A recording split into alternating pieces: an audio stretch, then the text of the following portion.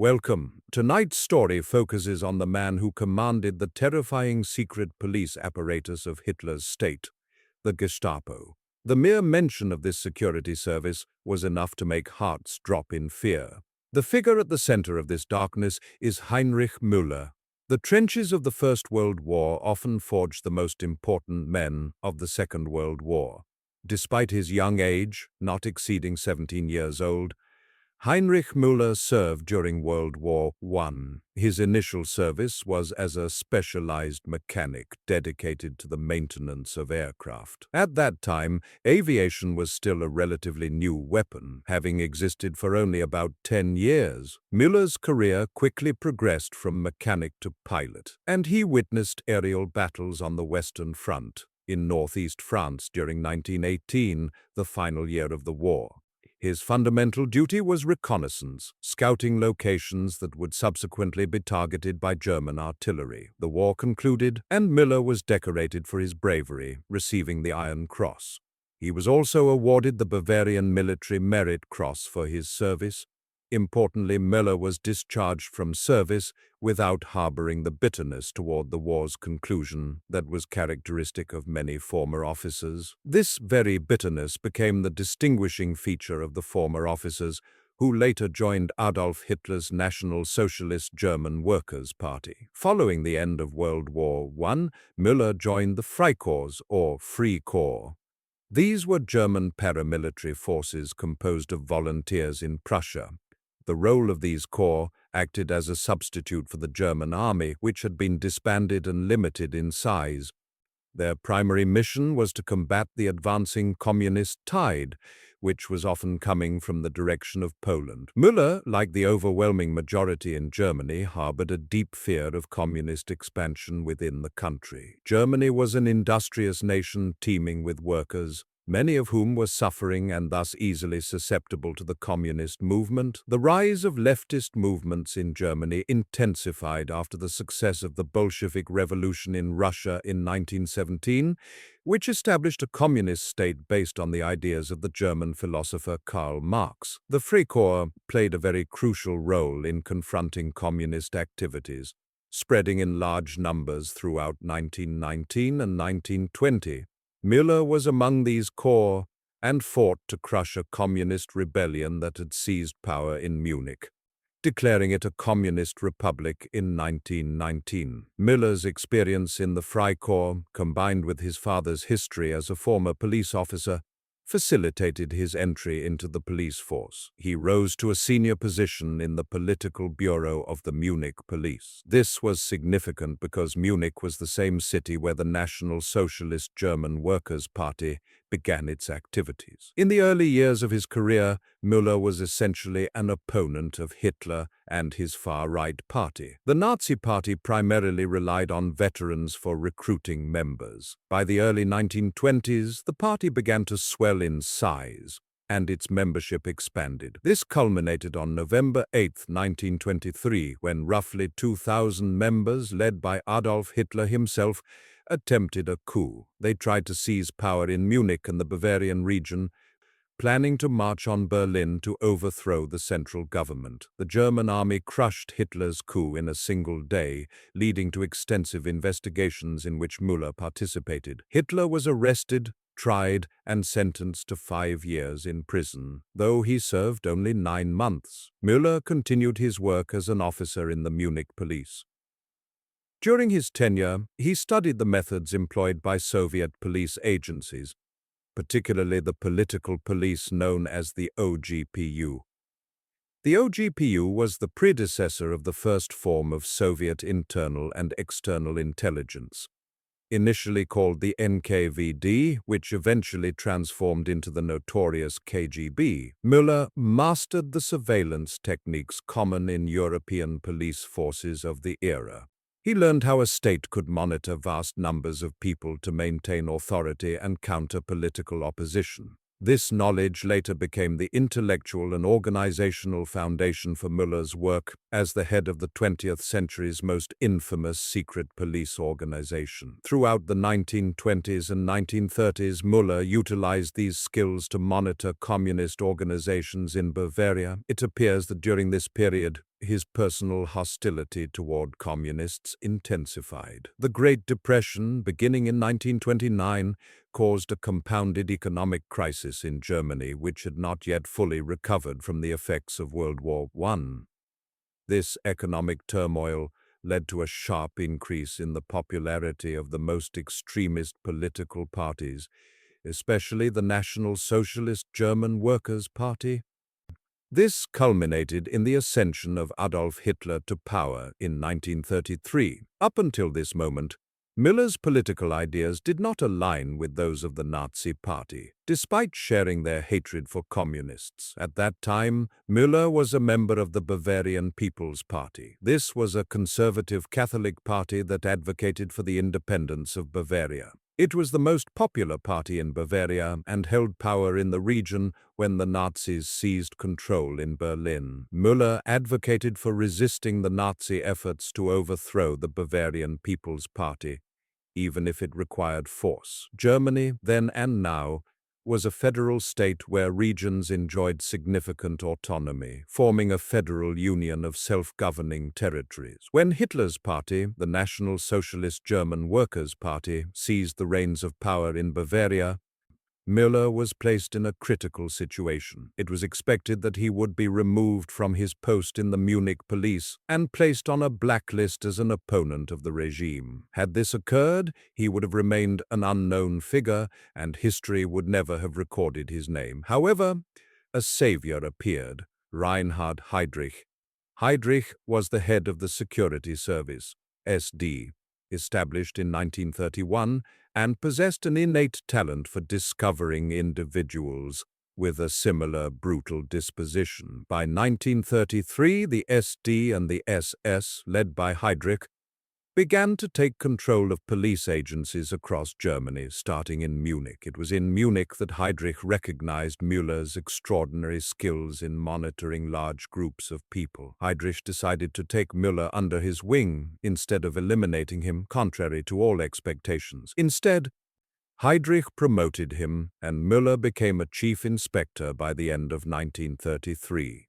Müller navigated this shift, even though it conflicted with his former beliefs, because he was a man who prioritized his job and future above all else. He was the perfect embodiment of the concept of professionalism. From that moment on, Müller's career and entire future became intertwined with Reinhard Heydrich and the Gestapo organization. The Gestapo was established as a secret police security apparatus by Hermann Göring, the second most powerful man in the Reich, in April 1933. It was intended to be the state security service for Prussia, the largest German region. However, the scope of its authority expanded rapidly. Within 1 year, Göring handed over command of the Gestapo to SS leader Heinrich Müller, who then appointed his most important subordinate Reinhard Heydrich to head the secret police. Heydrich elevated Müller until he became the second most powerful man in the Gestapo, serving as the chief of operations. This promotion occurred despite a problem. Müller was a member of the SS starting in 1934, but he was not a member of the National Socialist German Workers' Party. Furthermore, reports cited his history of resisting the party. Yet, Müller continued to receive promotions in the following years, signaling that Hitler's state favored professionals over politically or ideologically loyal individuals. Under Müller's influence, the Gestapo transformed from an agency that merely monitored and suppressed political opposition, such as communist parties, labor unions, prominent Roman Catholic Church members, and remaining media outlets outside the control of propaganda minister Joseph Goebbels, to an organization that monitored the personal lives of Germans in the most minute and unusual matters. Any activity by the populace was subjected to Gestapo scrutiny, including the tracking and arrest of homosexuals and investigations into bedroom scandals. Heinrich Müller proved to be the right man in the right place.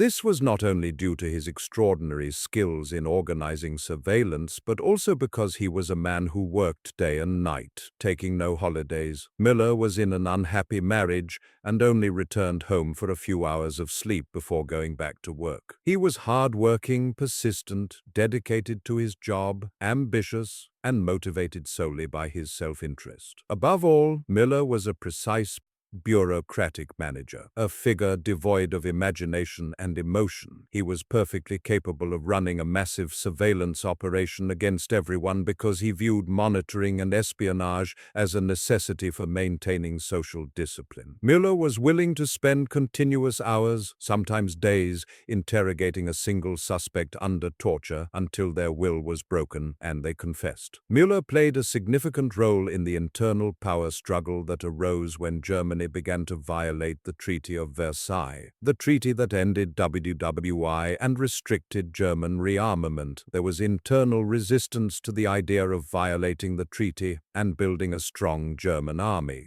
Most military leaders, who often came from aristocratic Prussian backgrounds, opposed rearmament because they anticipated it would lead to a new war with Britain, France, and Russia. Chief among these opponents were General Werner von Blomberg, the Minister of War, and Werner von Fritsch, the Commander-in-Chief of the Army. A scandal erupted when it was discovered that Erna Grun, the woman Blomberg had recently married, had nude photographs and a possibly poor reputation. Hitler exploited this scandal to pressure the war minister into resigning. The search then began for a similar scandal targeting von Fritsch, and Heinrich Müller took charge of this mission. Within days, Müller collected information suggesting that the army commander-in-chief was homosexual. In reality, von Fritsch was not gay, and the scandal was completely fabricated.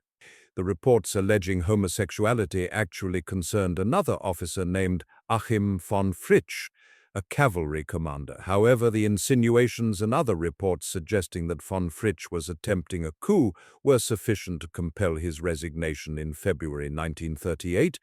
The purging of the German armed forces of opponents to the rearmament plans solidified Hitler's authority over the state and the army.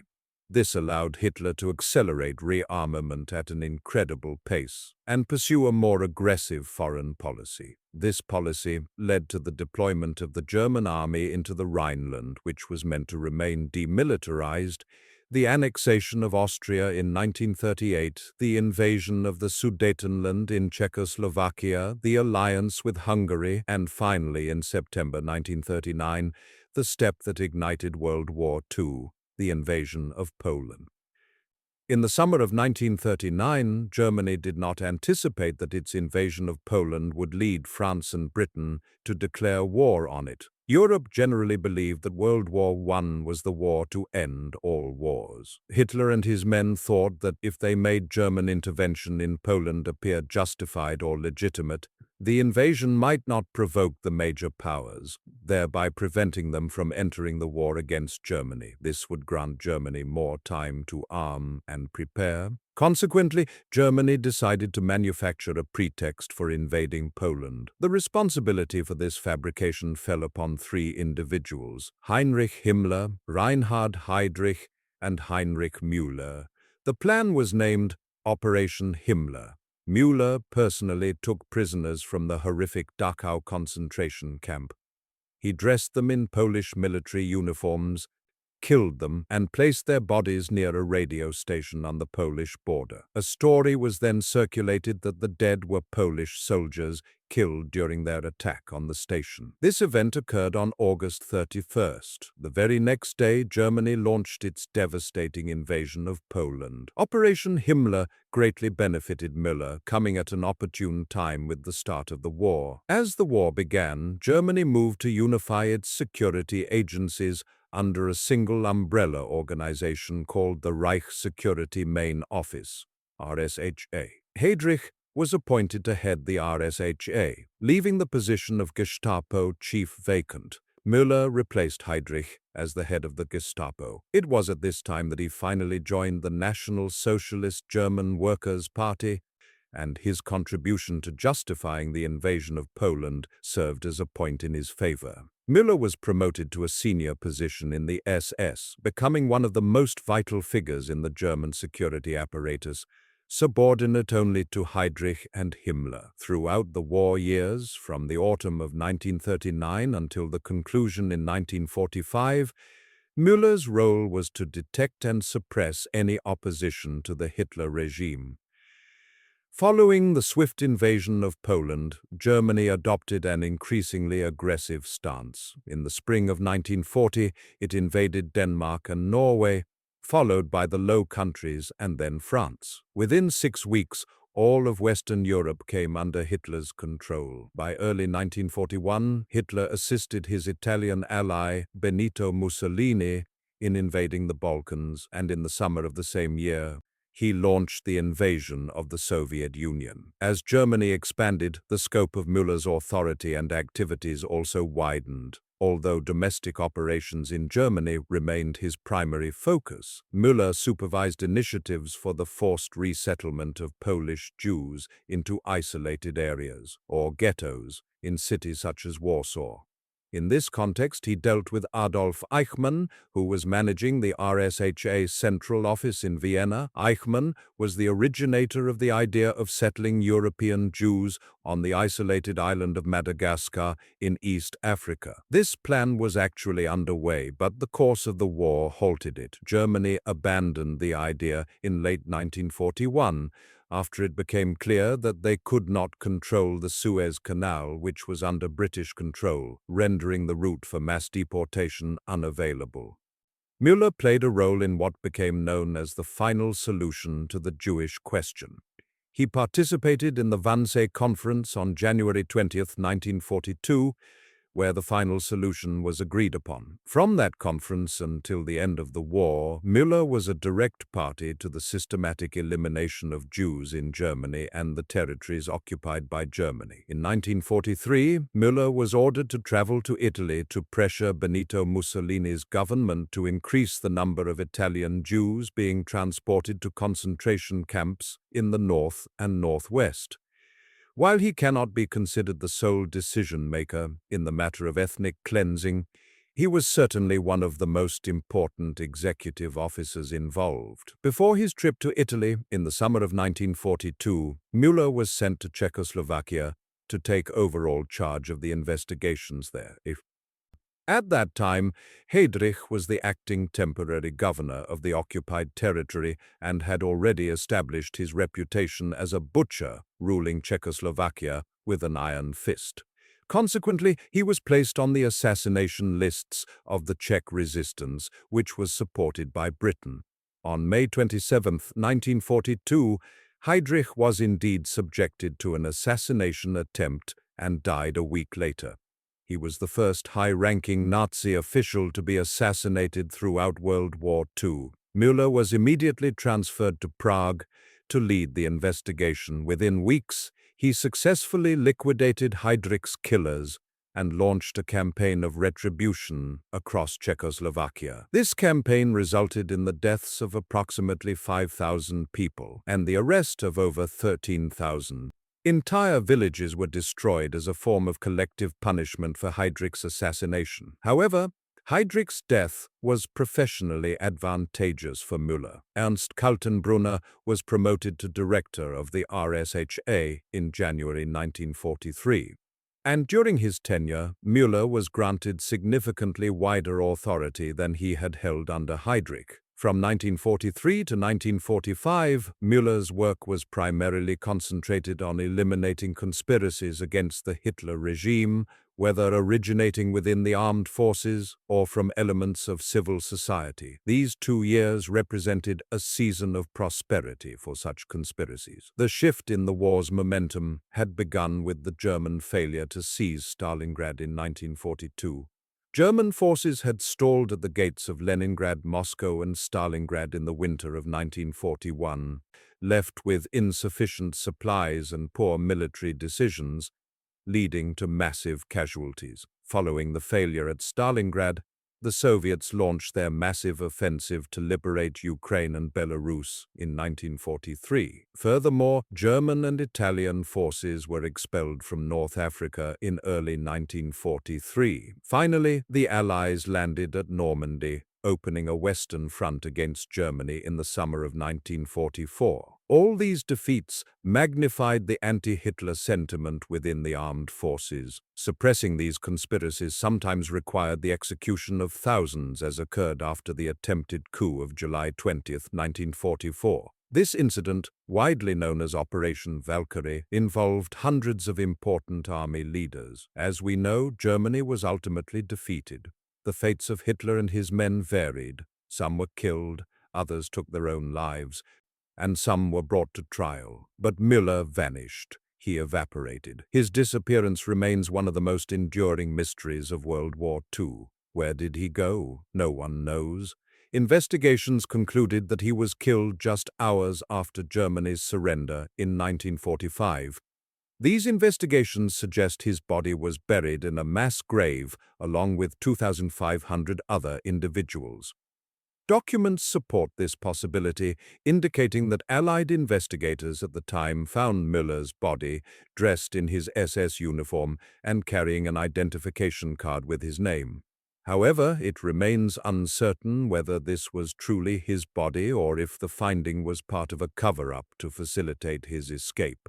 The exact manner of his death, even if the body was his, is unknown. The only certain fact regarding the end of this dangerous man is the last time he was seen alive, May 1st, 1945. Decades after the end of World War II, and following dozens of investigations into Heinrich Müller's disappearance, there is no confirmed information regarding his fate. Was he killed? Was he captured by the Soviets? Did he flee to South America, along with others who escaped? Or did he go somewhere else in the world? To this day, no one knows for certain.